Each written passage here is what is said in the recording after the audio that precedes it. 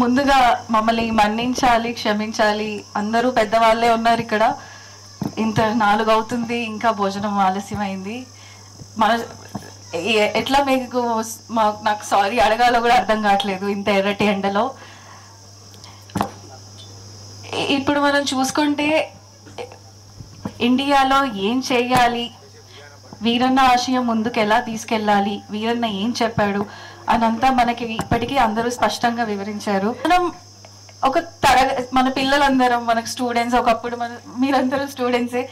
Class పాఠం విన్నాక ఇంటికి వెళ్ళేటప్పుడు ఏం తీసుకెళ్ళాలి, ఏం తీసుకెళ్తాం ఇంటికి వెళ్ళేటప్పుడు, ఆ రోజు విన్నదంతా. అట్లే ఈరోజు మీరు ఎన్నో విషయాలు ఇక్కడ విన్నారు.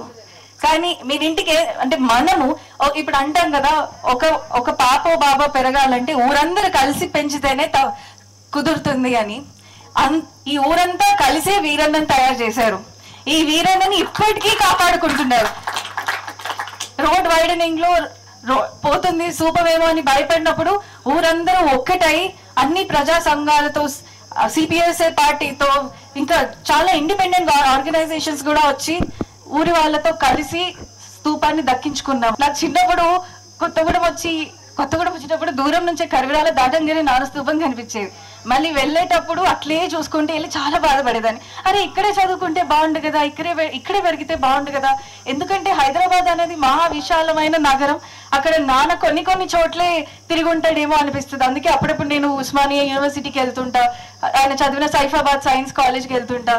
కానీ కొత్తగూడెం అయితే అన్ని చోట్ల ఆయనే. మన ప్రజలలో ఎవరు పలకరించిన ఆ పలకరింపులే నన్ను బతికించాయనిపిస్తుంది. ఎందుకంటే అసలు తండ్రి లేడు, తండ్రి గుర్తు లేడు, చూడని వయసు నుంచి మీలోనే నేను చూసుకున్నా. నిజం, ఇది చాలా నిజం. చిన్నప్పుడు అందరూ మీ ఊరేంటి అని అడిగితే అందరూ హైదరాబాద్ అని చెప్పేది. అందరికి ఊర్లు ఉన్నా సరే, వాళ్ళ పల్లెటూర్లు ఉన్నా సరే. కానీ నేను మాత్రం మా కరివిరాల కొత్తగూడెం అని చెప్పింది. ఎందుకు మా ఊరికి రావచ్చు కదా అని మా చుట్టాలు ఎవరైనా అడిగితే ఎందుకు కొత్తగూడెమే వెళ్తా అంటే, కొత్తగూడెంలో బోలెడు పరువు ఉంది మాకు అనేది. అంత ఇష్టం వీరన్నకైనా నాకైనా ఈ కొత్తగూడెం అంటే. ఇప్పుడు మనం ఇంటికి వెళ్ళేటప్పుడు ఏ విషయాలు తీసుకెళ్ళగలగొచ్చు, మీరు వీరన్న చెప్పిన మార్గంలో ఇక్కడున్న నాయకులు ఎవరైతే పనిచేస్తున్న వాళ్ళే కాదు, మనం ఎలా ముందుకు తీసుకెళ్ళొచ్చు. ఎలా అంటే ఈ బ్రాహ్మణిజాన్ని వ్యతిరేకించాలి. ఇక్కడ ఎంతమంది వాళ్ళ పిల్లలకి పెళ్లిళ్ళు చేసేటప్పుడు అప్పులు చేశారు చెప్పండి, ఒక్కసారి చేతులు ఎత్తండా. పెళ్లిళ్ళు అయితే పెళ్లిళ్ళకి మనం అమ్మాయి అబ్బాయి సంతోషంగా ఉండాలి అని చూడం, బాపనైనా సంతోషంగా ఉండాలి. ఆ పెళ్లి పందు జరిగేటప్పుడు 2 కుటుంబాలు కలిసేది లేదు. బాపనాయన ఆయనకు కావాల్సినట్టు అన్ని చేసుకొని ఆయన వెళ్తేనే పెళ్లి మంచిగా జరిగినట్టు.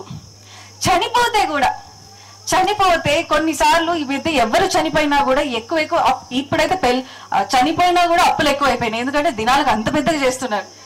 మనము అన్ని రకాల కులం వాళ్ళు ఒక చనిపోయినప్పుడు వస్తారు, వాళ్ళ సేవ వాళ్ళు అందిస్తే అంత తల మొత్తం గొరిగిన తర్వాత వస్తారు బాపనాయన కాళ్ళు మొక్కించుకోవడానికి. ఎందుకు మన జీవితంలో మనం బాపనాయన లేకపోతే బతకలేమా?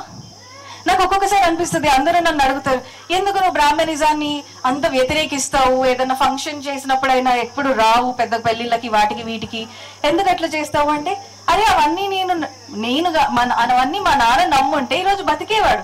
అవన్నీ నేనెట్లా ఆచరిస్తా? మాకు నష్టమైనా సరే, మాకు ఏమైనా సరే ఈ బ్రాహ్మణిజాన్ని మేము వ్యతిరేకించాలి. మనందరం కూడా వ్యతిరేకించాలి.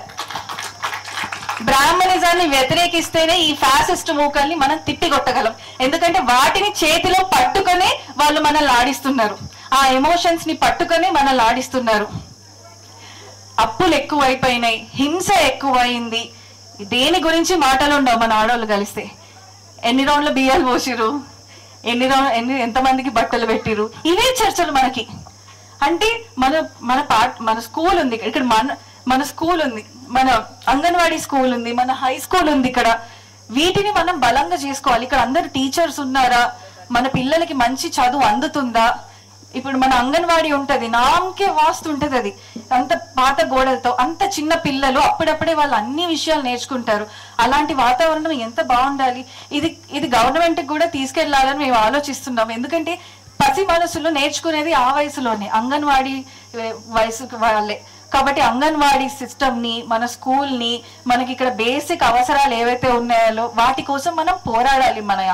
మన సర్పంచ్ ఎవరని వాటితో పోరాడుతూ మన రోజువారీ జీవితంలో కూడా ఎంత వీలైతే అంత బ్రాహ్మణిజాన్ని తగ్గించుకోవాలి. మరి తగ్గించుకోవాలి అంటున్నాం కానీ మరి ఏం చేయాలి, మరి చెప్పాలి కదా. మేము కూడా ఏం చేయాలంటే పిల్లలు పుడితే తల్లికి మంచి పోషకాహారాన్ని అందియాలి.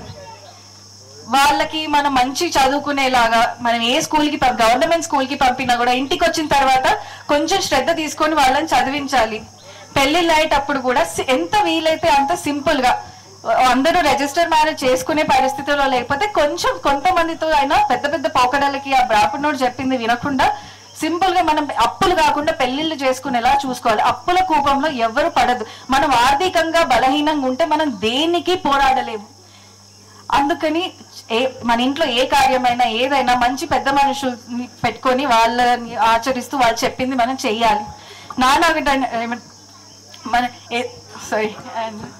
ఇవన్నీ మనం ఆచరిస్తే అదే మన నాన్నకిచ్చే నివాళి. మీరు ఆచరిస్తారా ఇవన్నీ?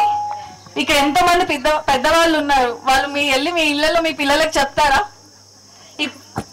మనం ఫస్ట్ ఈ బ్రాహ్మణిజాన్ని అర్థం చేసుకొని ఈ చిన్న చిన్నవి చేస్తే సరిపోతుంది. అప్పుడే ఇలాంటి నాయకులు చేసే ఉద్యమాలకి మనం సహకారం అందించగలం. ఇంట్లో బ్రాహ్మణిజాన్ని పాటిస్తూ బయటికి వచ్చి వర్గకుల దోపిడీ విముక్తి అంటే ఎట్లా కుదురుతుంది? అవ్వలేదు కూడా. అందుకే నేను ఒకటే నమ్మా, నేను పెద్ద పెద్ద అడుగు లేకపోయినా ఈ చిన్న చిన్న అడుగులు నా రోజువారీ జీవితంలో ఎలాంటి బ్రాహ్మణిజం ఇన్ఫ్లుయెన్స్ నా జీవితంలో లేకుండా నేను చూసుకోవాలని అనుకున్నా. అట్లే చూసుకున్నా. మనం బుద్ధుడు, అంబేద్కర్, పూలే, మనం ఆ రోజు వీరన్న, వీళ్ళందరూ చెప్పినవి పాటించాలి. మన ఈ రోజు మీరు వెళ్ళి మీ పిల్లలకు కూడా చెప్పాలి, అరే అప్పులు ఎక్కువ చేయకండ్రా ఇంత ప్రతి చిన్న పెద్ద ఫంక్షన్ కి అని. సరేనా? సరే. ధన్యవాదాలు. జై భీమ్, జై పూలే, జై మహారాజు.